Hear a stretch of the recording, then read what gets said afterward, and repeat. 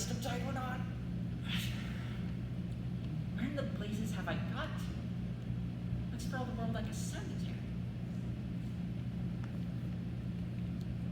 My God, it is a cemetery. Is this somebody's idea of a joke? Philip Sanford Grant, born August 3rd, 1958. Died September 15th, 1984? Good God, I'm dead. Gosh, I'm dead. Now, Philip, old boy, let's not get excited. Let's keep calm. Let's think things through. Dead! Dead! Me of all people! What in the world was I doing last? Where was I? I seem to remember something about a car, and there was a tree. I'm practically certain there was a tree in there somewhere, all leafy. Did I come a cropper, do you suppose? Good Lord! I borrowed Bill's car. What will he say? Whatever he said, I guess he said it by this time. Say, wonder how long I've been dead for. My stone looks a bit weathered. No flowers around. How did I get out? Why, look, everybody's out. They're all gone. Looks as though there's been a grave robbers convention, but why am I still here?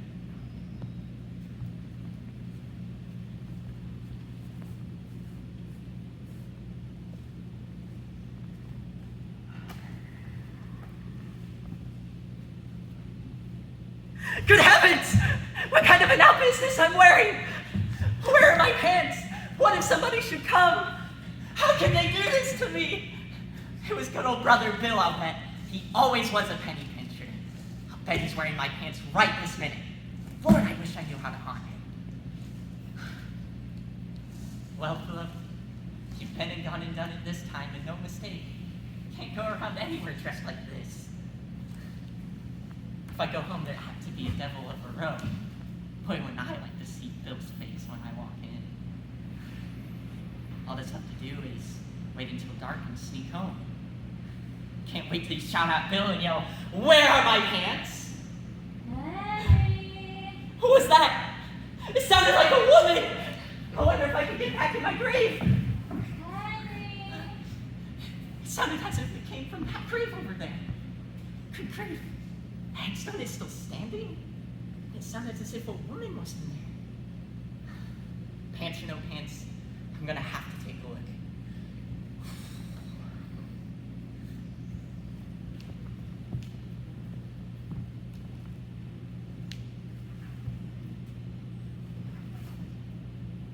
Hepzibah Mercy Jones. Here lies Hepzibah Mercy Jones, who died at the birth of her sixth daughter, June 1st, 1884, in her 25th year. By the freaks, he shall know them. Huh, that's a good one. Died 1884. That makes her 125 years old. Pretty moldy by this time. Well, Philip, that's just your luck, my boy. Stuck in a cemetery without your pants with a woman 125 years old. Henry! It's, Hepzibah? Tell me quickly, was it a boy or a girl? A girl? Oh, Henry, I am sorry, truly. I am. I tried, truly I did. I tried and tried. I'm just as anxious to carry on the names of Jones as you are. That's all right, my dear. I am so deliciously sleepy. I don't ever want to get up again, but I suppose I better try. No. You just rest. Don't try to get up. Henry, you know how helpless you are with the children. Now, Hepzibah, please don't scream. I can explain everything if you'll just listen. You see, you've been dead 100 years and... Please stop screaming. I won't hurt you. I'm dead too, and... Help! Help! There's a dead woman and she's fainting! Somebody help me! Oh, what a mess. What in the world am I gonna do?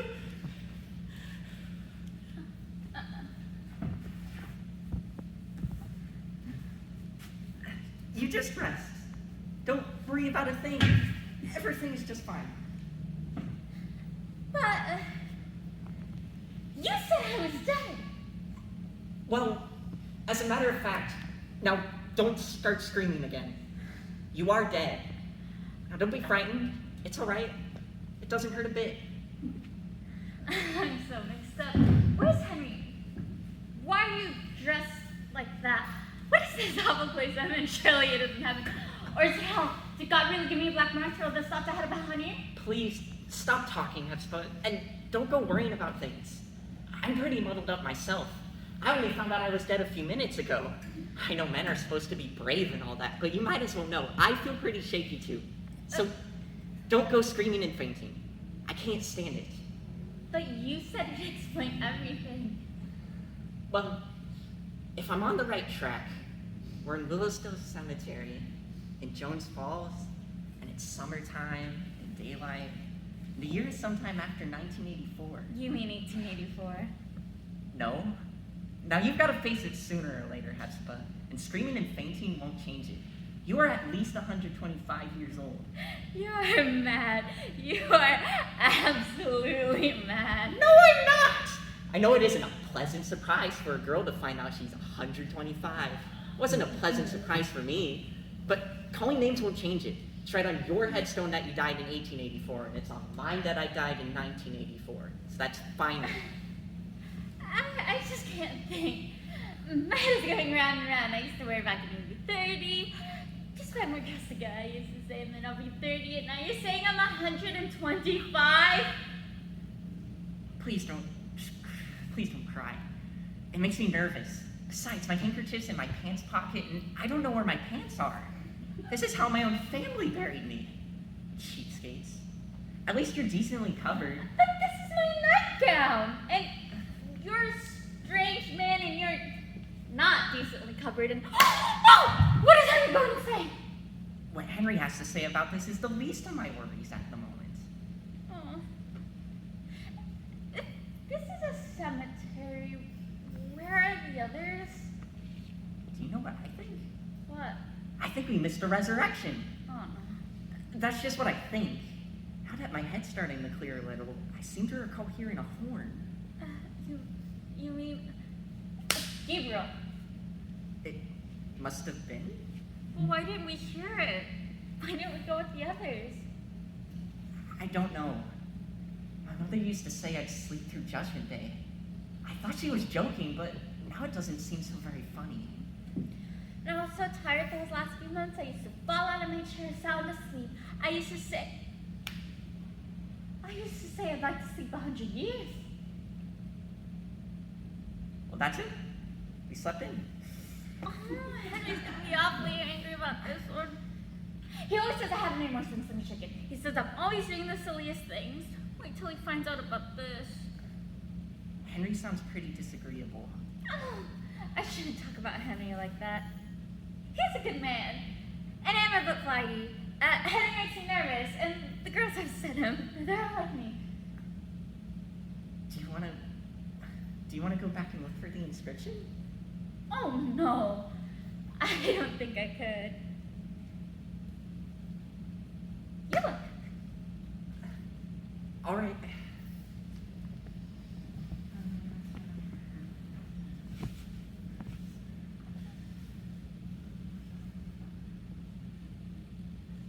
Henry left this wicked world at the age of 102. That's just like Henry. He's a very stubborn man. Well, anyways, he's gone and here we are. Probably the only people left in the world. There's a song about that. If I were the only girl, and you were... What a nice voice you have! I haven't even asked your name. I just got on chatting about my own troubles. I'm Philip Sanford Drink, beloved son of... And I think I died in a car accident. Oh, you poor boy. What kind of an accident is that? Say, that's right. I forgot you want to know about that. A car is it's a wagon that runs without horses. It goes very fast. What did it bump into things? It would. It did, I guess.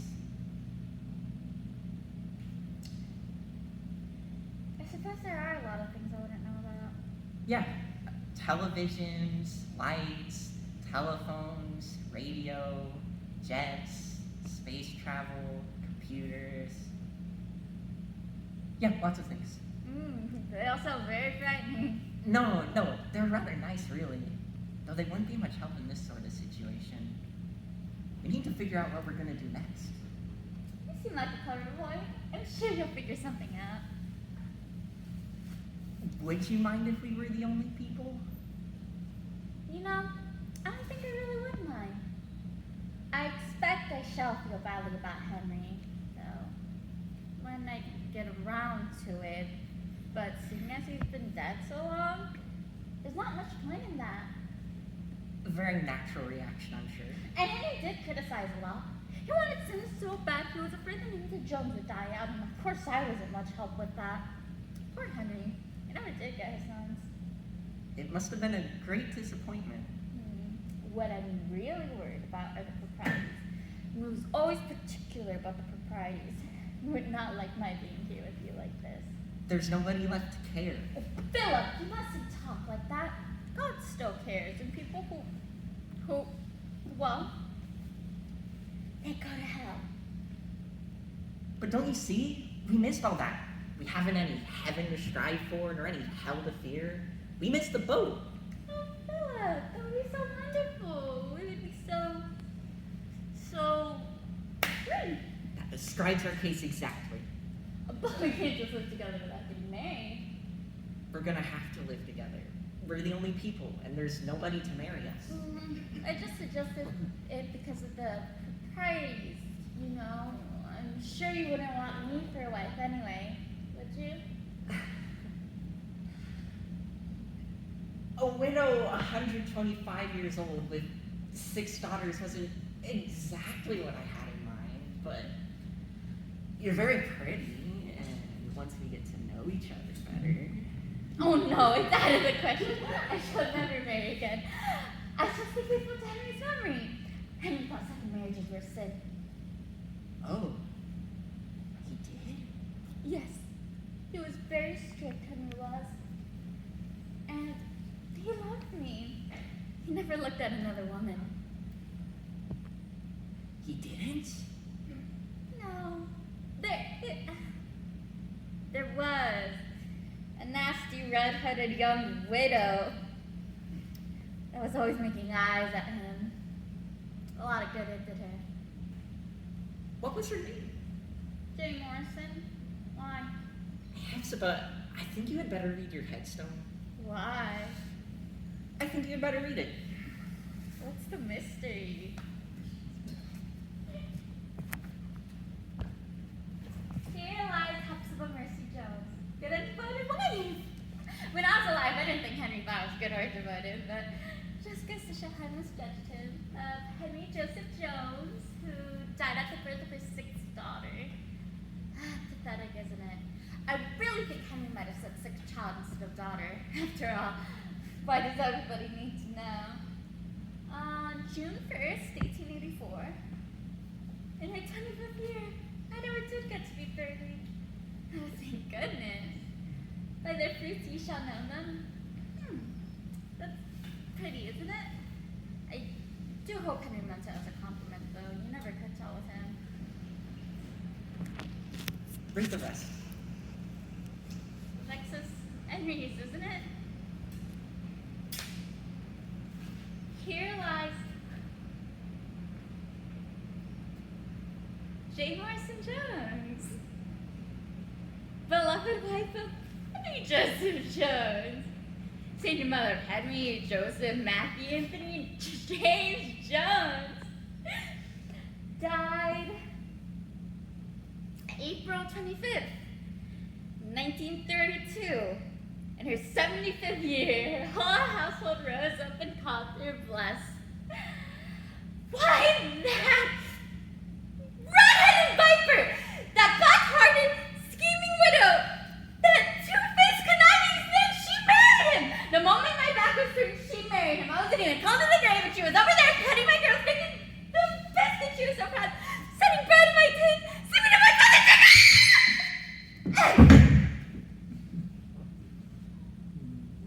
said Henry thought second marriages were sinful. He did. He told me time and time again. But she enticed him. That's what she did. Such wickedness. And she was married before, too. Henry committed a double dipper. And sons. She had sons. And Henry put all their names on her gravestone. Not one of my girls. They had such pretty names, too. Violet, Lily, Rose, Faith, and Hope.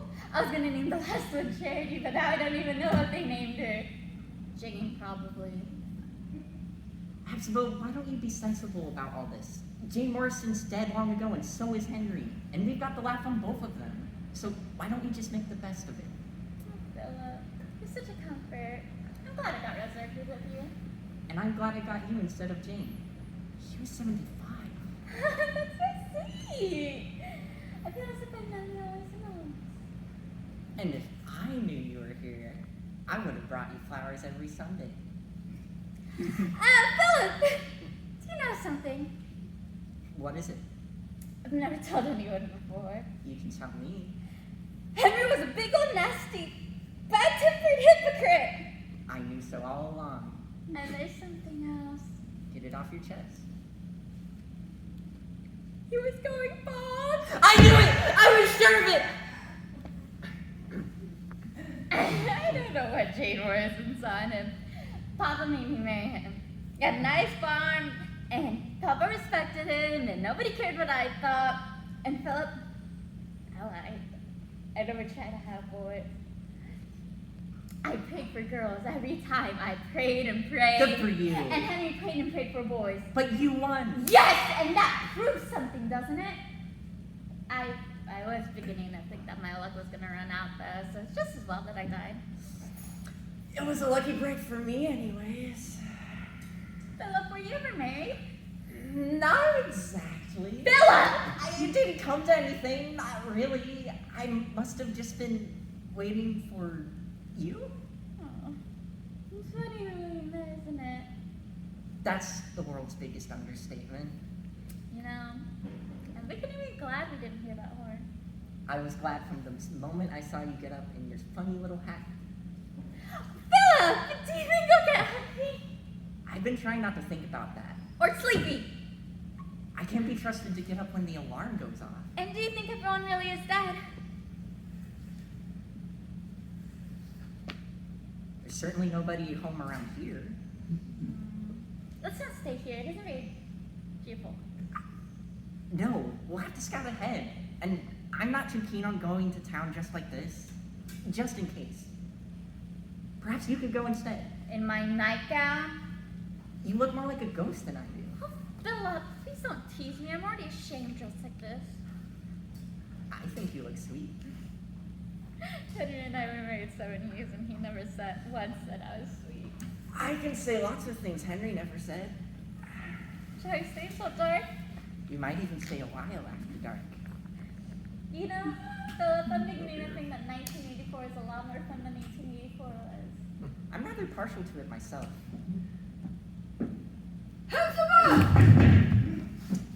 Who are you? Could you possibly be? Hepzibah, stop this nonsense. I'm Henry and you know it. What are you doing there? Who's this young scoundrel with you? Answer me! Henry? Well, if it isn't Henry Joseph Jones himself. Henry, is that really you? You look so funny. Funny, eh? How did I like your shiny? Okay. And where have you been? Didn't you hear the horn? And who's this young fellow that is clothes on? Where did you dig him up, eh? The horn? What The horn? Gabriel's horn. It's the day! The great getting up morning! They say back to find you. Get a move on, girl. I'm not coming with you. She doesn't have to go with you. She's my wife. I'm responsible for her. Our girls will be waiting. Come on, Hepzibah, and don't keep me standing here all day. Oh, no, I'm not coming with you. I don't like you. Get away. You're a mean, nasty, bad-tempered old hypocrite. And besides, you're bald. Why, you young whippersnapper, Henry! That's Jane Morrison's tackle, sure as I'm born. Now you listen to me, Henry Jones. I know what you did and you can't deny it. You married Jane Morrison and you can't deny it. It's right there in graven stone. So you could just go to glory with her, because I'm not coming with you. Henry Jones, what's keeping you? Well, Hepzibah, a fine sight you look, I must say. I told Henry to bury you in your black alpaca, but no, he had to bury you in a nightgown. Now see what's come of it. I see what's come of you, Jane Morrison. You're as gray as an old goose and as wrinkly as a prune. I wonder what happened to that fancy red hairs of yours. I'd like to know. Now, Hepzibah, don't you talk to Jane like that. She's my second wife. Good and proper, and you treat her respectful. Good and proper? You changed your mind about second marriages, did you? Well, you can keep her. I'm sure nobody else wants her anyway. But you're not having me too, so you could just hobble back with her. Bravo, Hepzibah. There now, Henry. Didn't I tell you? Such a mealy-mouthed little thing she used to pretend to be. But what about in her mouth? It was yes, Henry this, and yes, Henry that. But I saw through her all right. I told you she was a spiteful little piece, and so she Oh, no one needs to remind me what a ninny I was. If I hadn't been such a mess that I had my hands Getting Henry for a second husband serves you right. I don't know where any of us are going, but I'm going with Philip. Saints preserve us, girl. I don't know what's going into you. Being dead so long hasn't improved you. I'm not standing here any longer listening to a woman's wrangle. I'm not as young as I used to be, and I better be getting on back. It's nearly time for the sheep and goats to be divided, and I'm not losing my place of life for a couple of bickering females. Now, Jane, let's get along. Hepzibah can do as she pleases. Hepzibah generally does. But you think she wants to see her girls again. I just can't hardly wait to see my boys. You're mighty uppity about those boys, aren't you, Jane Morrison? Pesky, dirty things boys are. I wouldn't give them house room. Sour grapes. Seems like you're mighty fond of one boy anyway. And he doesn't appear to be any better than he should be. What are you hiding down here for, young man? Instead of going on into judgment like any decent body would. Are there people looking for me up there? There's a list of deserters up there on the judgment bulletin board as long as you're armed. What's your name, young feller? Philip Sanford Grant. Grant, you say? Yes. Philip Sanford Grant.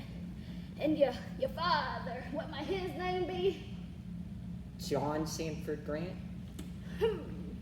And your grandfather, now what might his name be? His name was William Sanford Grant.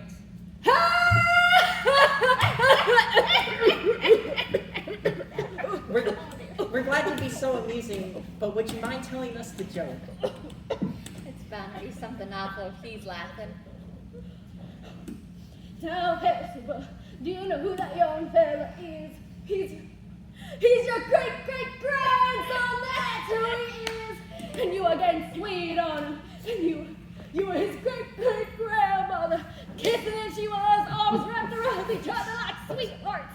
Saw him with my own eyes, cuddling and courting, and she was his great-great-grandmother. Oh, I'll die laughing.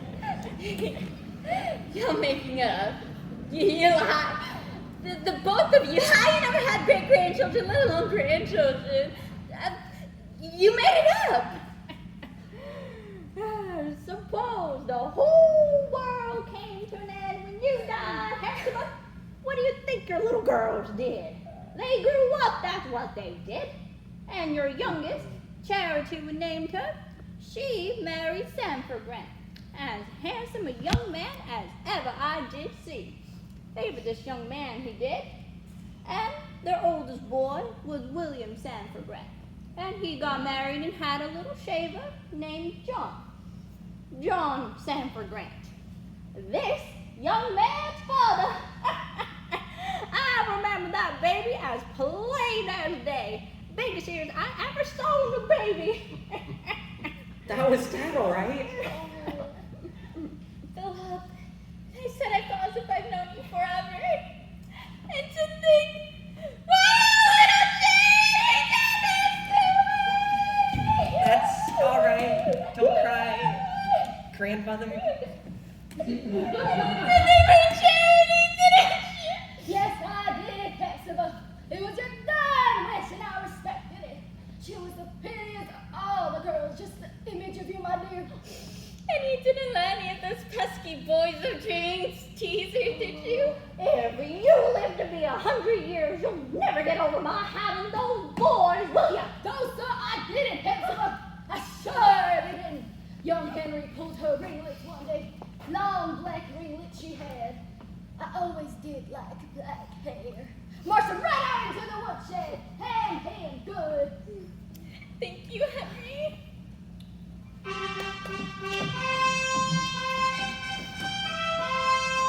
Little Carlson! Gabriel's getting mad. Come on, Hepzibah.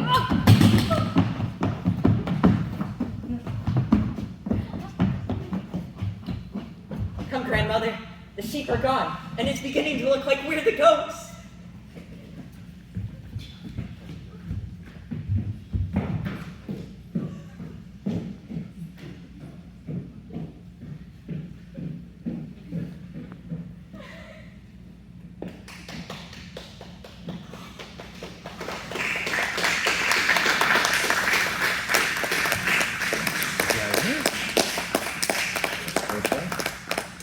Over more?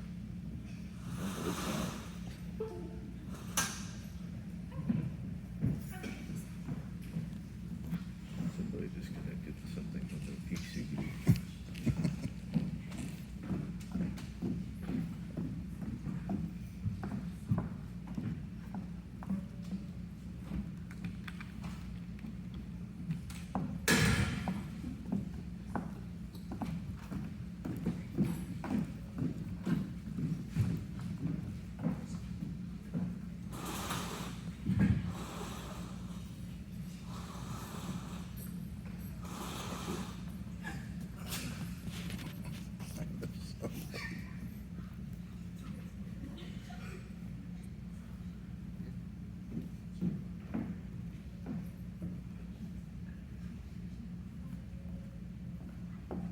Are y'all gonna come out? Y'all are supposed to come out and take your bow now.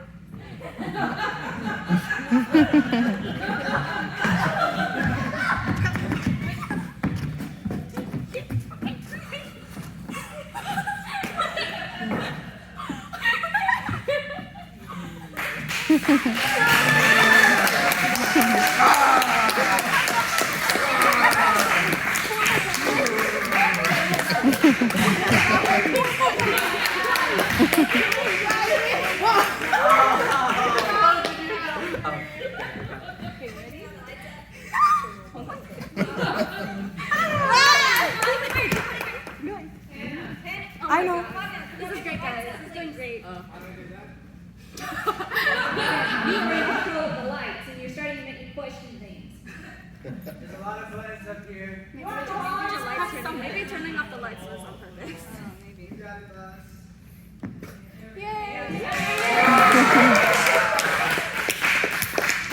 Alright, so ladies and gentlemen, that's our performance. But what the students don't know is they received awards at UIL competition. And because we didn't stick around that night to see what we got, so we get back here home for the kids, they don't know. And I've had to keep it secret for a week.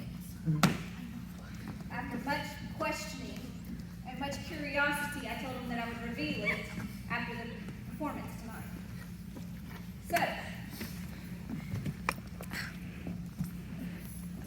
without further ado, for outstanding tech service at UIL One Act Play, Fabian Valadez.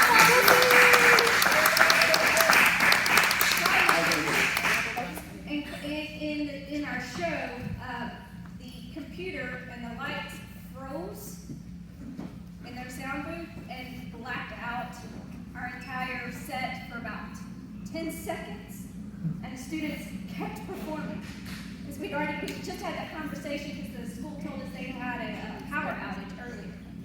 And I was like, if the lights go out, just keep going. And they did. And Bobby almost panicked. He was like, I don't know what happened. I broke a sweat. So, all right. And we received an acting award for honorable mention for District Cass for Henry Joseph.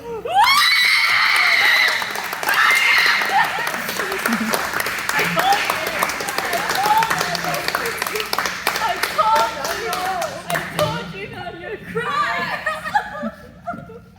And last but not least, we have an award for one act play all-star cast for district for Mr. Andy Hobbs.